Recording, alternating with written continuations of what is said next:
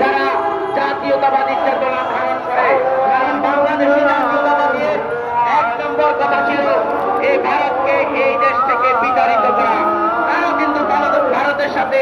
দালালি করে কোটি কোটি টাকা বানিয়েছে এই নেতারা, কিন্তু এখনো পর্যন্ত ভারতকে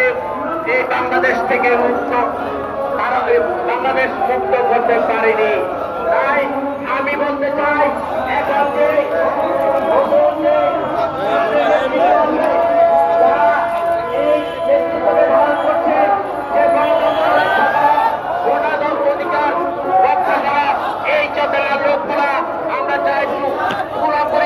এই ভারতকে বাংলাদেশ থেকে মুক্ত করা,